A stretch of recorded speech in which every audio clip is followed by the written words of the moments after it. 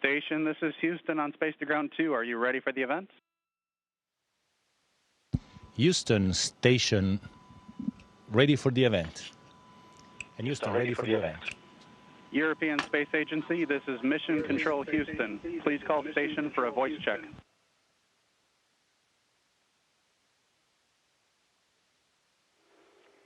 Station, this is Isa Piero from Palazzo Chigi in Rome. How do you hear me?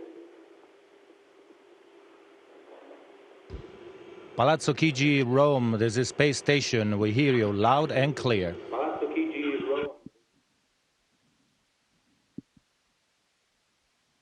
Leave now the word to the Prime Minister Gentiloni.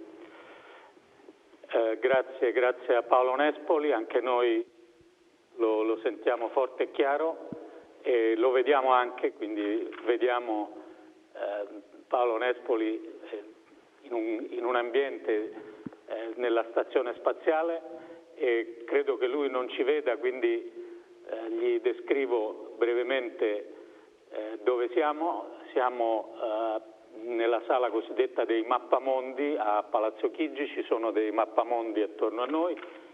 Oltre ai mappamondi ci sono il presidente dell'ASI Battiston, l'ingegner ongaro dell'ESA, il mio consigliere militare che ci tiene a ricordare il generale Masiello che viene dai paracadutisti, credo come General Masiello, who's a parachutist, and also Paolo Nespoli. Would like to send greetings to Paolo Nespoli. Italy is very proud, naturally, about this mission and for the role that Nespoli is playing. I have the duty to remind you that this morning I went to the University of Camerino, which is a small town that was struck by the earthquake, to inaugurate the academic year, and they gave me the following words from Paolo Nespoli, which were addressed to the students a few weeks, or actually a few months ago. And I wanted to ask you, to Paolo Nespoli, before everything else, a very ordinary question, which you've also been asked tens of times. How do you organize the day of an astronaut, given that the time is very different from ours? Your schedule is. What do you see from the window at this moment? What time is it where you are, and when do you go to sleep? In other words, if you tell us a little bit the day, today's day for Paolo Nespoli. Buongiorno signor Presidente, è un piacere averla qui sulla Stazione Spaziale Internazionale e avere sostanzialmente tutta l'Italia. Saluto il Presidente dell'Agenzia Spaziale Italiana, il Professor Battiston, che ringrazio ancora per avermi assegnato a questa missione. Saluto l'Ingegner Franco Ongaro, collega e amico dell'Agenzia Spaziale Europea, un direttore dell'Agenzia Spaziale Europea. Space Station, who also carries high the Italian flag. And Mr. Masiello, I also greet.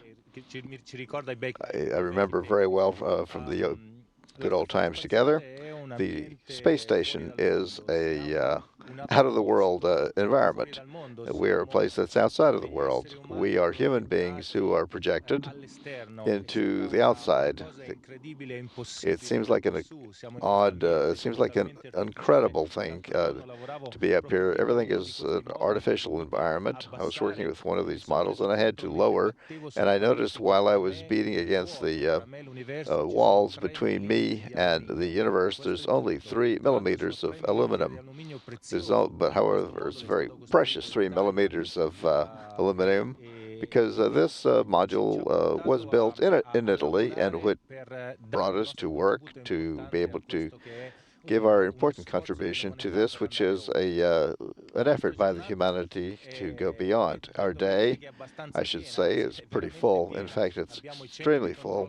We have the Houston Control Center from Munich, from Moscow, from Tsukuba in Japan, which give all of the requirements for the planning team. And these planners have the task of putting as many things as possible, cram them into the day so that people here at the International Space Station can work without running into each other, using the resources that are available to us.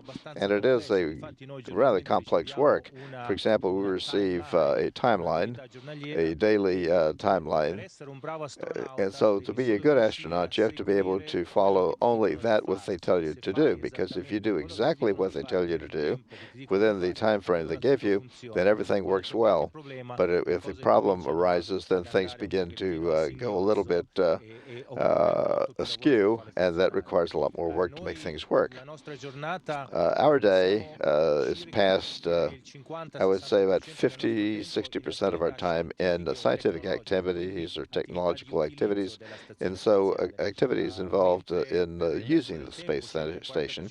For the rest of the time, maybe 40% of the time, we have to maintain this housing as a laboratory home of ours, because I don't know, we have to unload the vehicles that bring us activity. We have to do maintenance work. We have to clean the filters. We have to discharge garbage. So the entire day runs along in a rather strange or bizarre way. And so you find yourself working with a scientist who's working at the limits of current technology. And then the next moment you have to turn around and repair, I don't know what, the toilet or the bath, which doesn't work. So you have to work as a plumber or an electrician.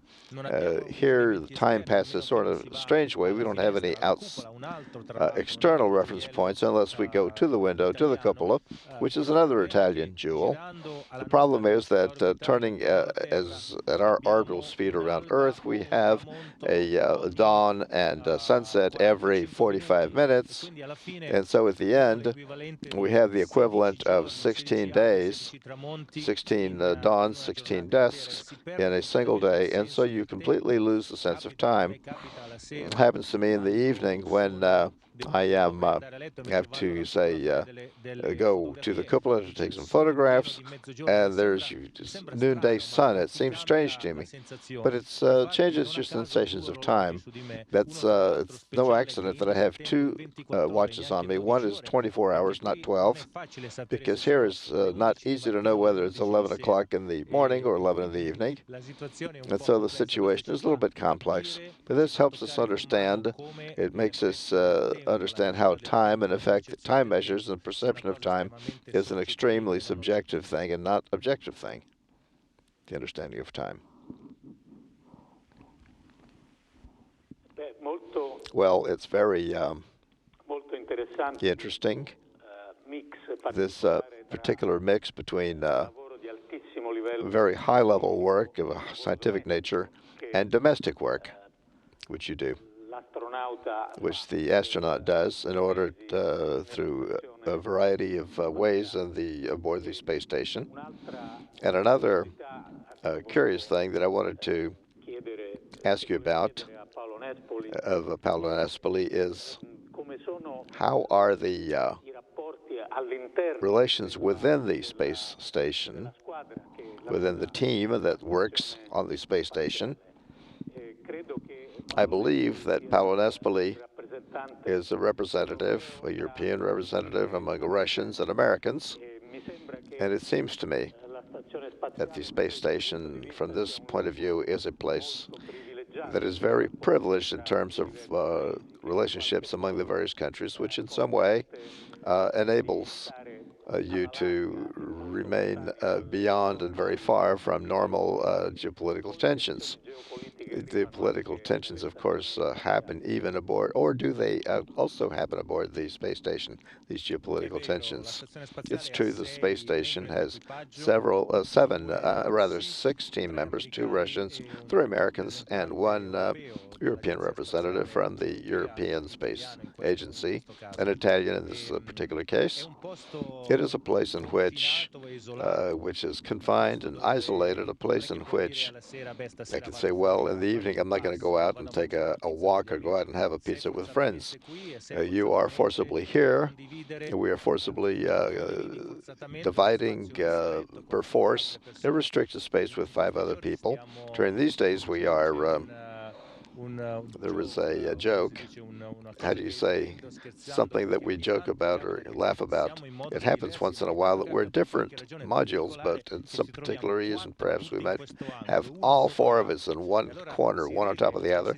And so we laugh and joke about, come on, everybody in the left corner to see what happens. And it's a strange thing that we have been able to succeed in turn into a joke when we have to be crowded together, because to be sincere, it can be very irritating when you're trying to do something and here's somebody else who touches what you're doing and it flies away, you don't find it again, or maybe he moves a computer away on which you had put things that you have to look at, and so it's a cohabitation that's very interesting, as you might think, like with married couples. It's a sort of marriage that is managed with attention. We have the good fortune to have trained together. We have the good fortune to have done specific training together. I remember, for example, one of the particular training that we did in a cavern on the island of Sardinia to simulate these strange situations. And these simulations, they put us under stressful situations involving physical difficulties, involving even scary situations, so that your social screens, your own defenses fall away and your aggressive side comes out, which are normally hidden within you. And so we've been able to train in this way, so we know that, or at least we try to measure and verify our behavior and the behavior of others, which is a very important thing that we're always doing. We're always getting and giving feedback. When we see somebody who's a little bit stressed, who's behaving slightly strange or different, before he understands it, we evidence that to him, so that because if you can stop things at the beginning, it's much easier to do that than once they've progressed. For example, as I always tell everybody, tell me if I'm doing something strange because I want to know it. I cannot correct what I don't know or understand about myself. It's also important, the point that you made. This is on the station. We have a place that on Earth, among nations that are not very friendly in a geopolitical or political or economic sense, but in space for this mission, are the human species outside of the Earth, researching and conquesting it, well, in any case, exploring the universe. These nations have decided to put aside the differences and instead to utilize these differences by bringing them together, so that the result of all of these little differences of this comes into a singular identity that is greater and goes beyond what each single nation can bring or each single person or agency can express. And perhaps this is the biggest result, greatest result so far of the International Space Station. It's helped us to see that when we want to, we can work together as human beings for something that brings us outside and above everything, or all difficulties.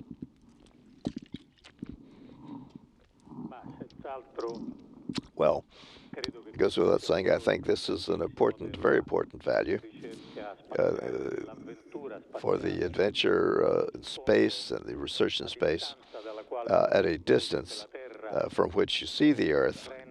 It makes it even more evident that we are all a part of humanity, that we are all human beings who inhabit the Earth. The method employed in the space station could be of some help to all of us from many points of view. Another thing that I wanted to know about, and to address it to Paolo Nespoli, knowing that he has a great deal of experience, all of the projects on which you're working, and that one half of your day that is dedicated to scientific work, they all certainly have fallout, important fallout on medical research, engineering research, materials research on Earth. Is it possible to describe some of these projects, because they have an interest that to us ordinary citizens can understand in terms of their relevance? What are some of the interesting examples of these projects that perhaps you can describe to us? Mr. President, this is the question that I'm often asked, and I'm very happy to respond to. Sincerely, I find it somewhat difficult to respond exactly to such question. Here we have about 300 experiments in the space station.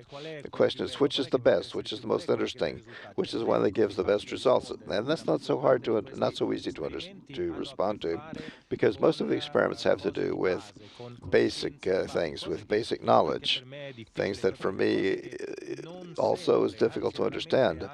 Rarely do they have an immediate use in a practical sense, because they have to do with expanding our knowledge, trying to understand how things work, to try to understand and to use this gravity-free environment in order to be able to do things that cannot be done on Earth.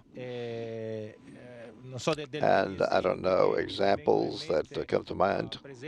For example, there's been a development of a vaccine against salmonella, which was developed in space because this extraterrestrial environment causes viruses to become much more virulent, and so we are able to see them more clearly and to work with these viruses, for example.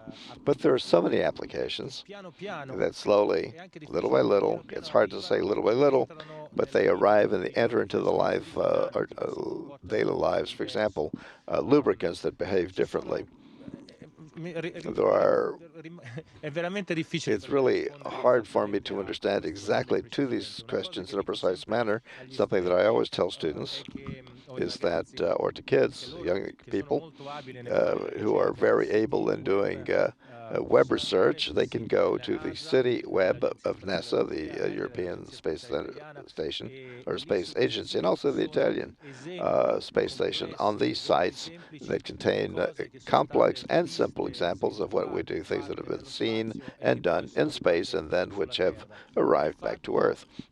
In fact, this space mission on the International Space Station is not something that is only for its own sake. We're not here just to do this. We're here to work outside of Earth, but for Earth, and this is what we do every day.